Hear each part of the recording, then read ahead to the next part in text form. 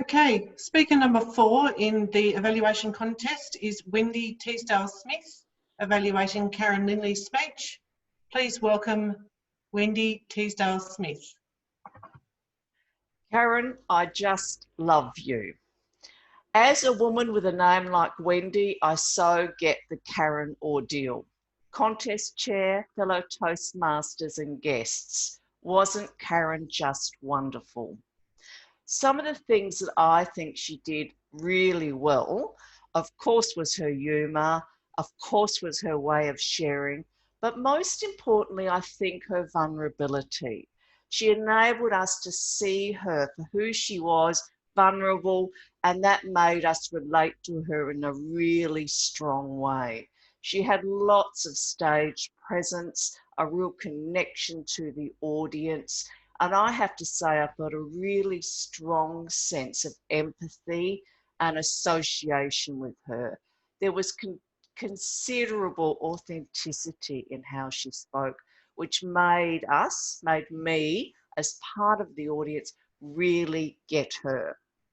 But that leads me to my first recommendation, because I believe every strength is also potentially a weakness, or perhaps, to be more politically correct, an area for growth.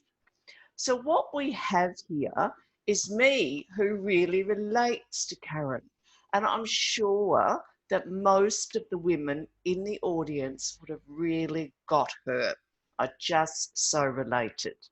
So my first recommendation for you is to seek feedback from others, because I can't tell you the same way whether or not your speech resonated with the men in the audience to the same way it resonated with me, to the younger people in the same way it resonated with me.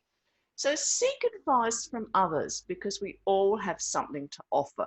And I think this is something for the audience too to understand.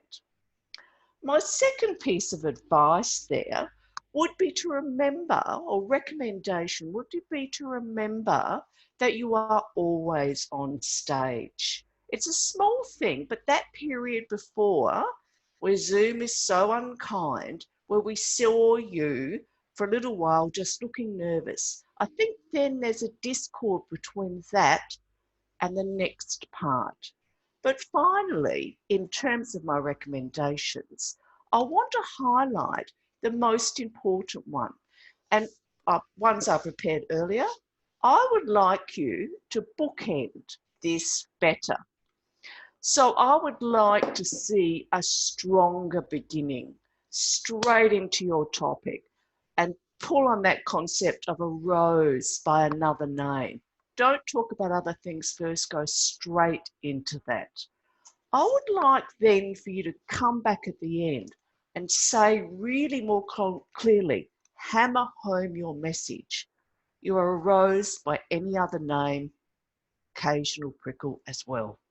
Thank you, Karen.